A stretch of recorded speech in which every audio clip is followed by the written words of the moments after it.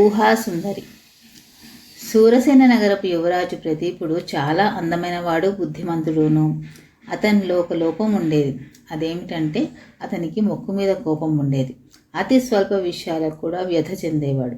ప్రదీపుడికి యుక్త వయసు వచ్చాక అతని కోసం చుట్టుపక్కల ఉన్న రాజకుమార్తెలందరి పటాలు తెప్పించారు. అయితే అతనికి వారిలో ఏ ఒక్కరూ నచ్చలేదు. నిజానికి అతని మనసులో చాలా కాలంగా ఒక ఊహాసుందరి ఉన్నది. అలాంటి కన్య దొరికేదాకా అతను పెళ్లాడదలచలేదు. ఏ రాజకుమార్తె చిత్తరో చూసినా ప్రదీపుడు నేను పెళ్లాడదలిచిన కన్య ఇలా ఉండదు అనేవాడు.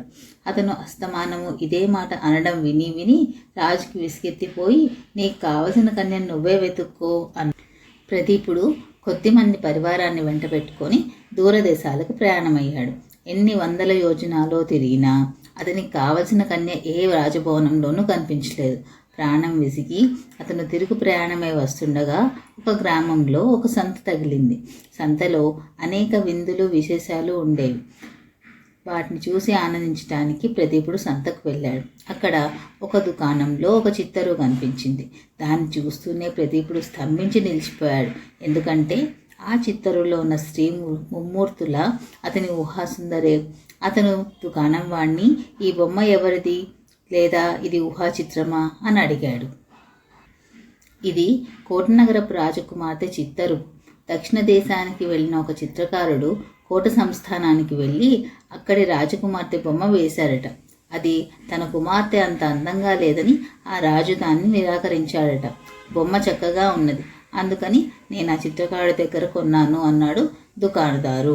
ప్రదీపుడు ఆ చిత్తరును దుకాణదారు చెప్పిన ధరకు కొని సాధ్యమైనంత శీఘ్రంగా స్వదేశానికి తిరిగి వచ్చి చిత్తరును తన తండ్రికి చూపి ఈమె దక్షిణ దేశంలోని కోటనగర రాజకుమార్తె, ఈమెను నేను పెళ్లాడదలిచాను, మిగతా ఏర్పాట్లన్నీ మీరు చేయండి అన్నాడు. రాజు తన ప్రధానమంత్రితో సంప్రదించాడు. కోటనగరం చాలా దూరాన ఉన్నది. అక్కడికి దూతని పంపి పెళ్లికి వారిని ఒప్పించి ఆ వార్త వచ్చి చేరాక పెళ్లికి తరలి వెళ్ళాలంటే చాలా కాలయాపన అవుతుంది. అందుచేత రాజపురోహితుడిని పంపి రాయబారం సానుకూలమైతే ప్రదీపుడి కత్తికి కోట రాజకుమార్తెకు పెళ్లి చేసి అతను ఆమెను తెచ్చేటట్టు ఏర్పాటు జరిగింది. రాజపురోహితుడు ప్రదీపుడి చిత్తరును తీసుకొని కోట నగరానికి వెళ్ళాడు. కోటరాజు ఆయన కుమార్తె మంగళ కూడా పెళ్లికి సంతోషంగా సమ్మతించారు. కత్తికి పెళ్లి జరిగింది. కోటరాజు తన కుమార్తెను పెద్ద సారితోనూ పరివారంతోనూ అత్తవారింటికి సాగనంపాడు. మంగళ తన చెలికత్తెలతోనూ భట్లతోనూ అక్కడక్కడ మజిలీలు చేసుకుంటూ సూరసేన నగరం చేరవచ్చింది. ఈ లోపల ప్రదీపుడికి తన ఊహాసుందరిని కళ్ళ చూడాలన్న తహతహ జాస్తిగా ఉన్నది. అతను సాధారణ దుస్తులు ధరించి తమ నగరానికి కొద్ది దూరంలో మంగళ మజిలీ చేసిన చోటికి వెళ్ళాడు. గూడారాల మధ్యగా చెలికత్తెలు తిరుగుతున్నారు. ప్రదీపుడు ఒక భటుడిని సమీపించి ఏమోయ్, రాజకుమార్తె ఏ గూడారంలో ఉంటుంది, ఆమెను చూడవచ్చునా అని అడిగాడు. ఆ భటుడు ఆకతాయితనానికి ఎందుకు చూడరాదు, అదిగో ఆ గుడారంలో నుంచి వస్తున్నదే రాజకుమార్తె మంగళాదేవి అని ఒక చెలికత్తెని చూపాడు. తక్షణమే ప్రదీపుడికి పట్టరాని కోపము విరక్తి వచ్చేశాయి. తనని మోసగించి ఎవతనో తనకి అంటగట్టేశారు. కానీ ఇప్పుడు తాను చేయగలిగింది ఏమీ లేదు. తన ఊహాసుందరి తనకు దక్కలేదని కుమిలిపోవడం తప్ప. ప్రదీపుడు రాజభవనానికి తిరిగి వచ్చి ఎలాంటి పరిస్థితుల్లోనూ పగటివేళ తన భార్య తన కంట పడకుండాను, రాత్రివేళ తన శయనమందిరం లోపల కానీ వెలుపల కానీ దీపాలు వెలిగించరాదని కఠినమైన ఉత్తర్వులు చేశాడు. యువరాజు ఇలాంటి ఉత్తర్వులు ఎందుకు చేశాడో ఎవరికీ అర్థం కాలేదు. అయితే అతను తన భార్యని వరించి చేసుకున్నాడు కనుక ఎవరూ ఆందోళన చెందలేదు. కానీ మంగళ మటుకు చాలా ఆందోళన పడింది.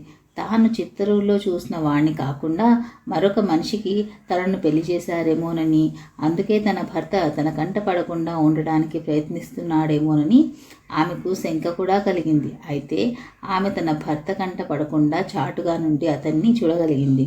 అంతటితో ఆమె భయం తీరిపోయింది, కానీ ఆశ్చర్యం అలాగే ఉండిపోయింది. ప్రదీపుడు రాత్రిపూట కటిక చీకట్లో తన శయన మందిరం ప్రవేశించేవాడు. మంగళ మాట్లాడిస్తే ముక్తసరిగా సమాధానం ఇచ్చేవాడు. తెల్లవారు గట్ల కటిక చీకట్లోనే బయటికి వెళ్ళిపోయి మళ్ళీ రాత్రి పొద్దుపోయిన దాకా మంగళ ఉన్న ఛాయలకు వచ్చేవాడే కాదు. రోజు రోజు ఇలా జరుగుతుంటే మంగళ భరించలేకపోయింది. తన భర్త ప్రవర్తనకు కారణం ఏమిటో తెలుసుకునేదాకా ఆమె మనసు ముళ్ళ మీద ఉన్నట్లు అనిపించింది. అందుచేత ఆమె తన వెంట ఉన్న ముసలి దాసిని సలహా అడిగింది. తల్లి, నీ అందం కోసమే నిన్ను పెళ్లి చేసుకున్నాడని ఇక్కడి వాళ్ళు చాలాసార్లు చెప్పారు. అది నిజం కాదేమో మరి. నిజమైతే నీ ముఖం చూడకుండా ఉండడానికి ఇన్ని పాటలు పడతాడా?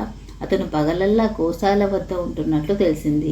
పొరపాటున నువ్వు కనిపిస్తావని భయం కాకపోతే యువరాజైన వాడికి రోజు పశువుల మందల మధ్య పనేంటి? నిన్ను చూస్తే అతను ఏం చేస్తాడో తెలుసుకోవడం అవసరం.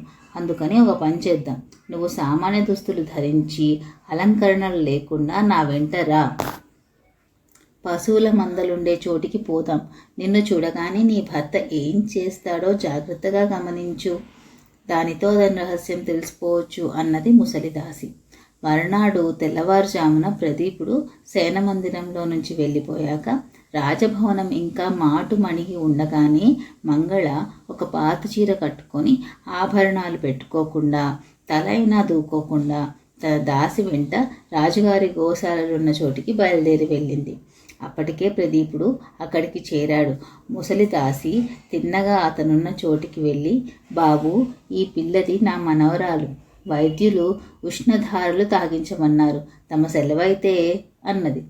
ఆమె మాట పూర్తి చేయలేదు. ప్రదీపుడు మంగళకేసి కళ్ళు పెద్దవి చేసి చూస్తున్నాడు. అతని ముఖం వెలవెలాబోతున్నది. తన ఊహాసుందరి ఈ ముసలిదాని మనవరాలా? అతను తన కళ్ళను తానే నమ్మలేకపోయాడు. ఏం బాబు అని ముసలిది మళ్ళీ అడిగిన దాకా రాజకుమారుడు ఈ ప్రపంచంలో లేడు. ఉష్ణధారలా? తాగించు తాగించు అన్నాడు ప్రదీపుడు తడబడుతూ.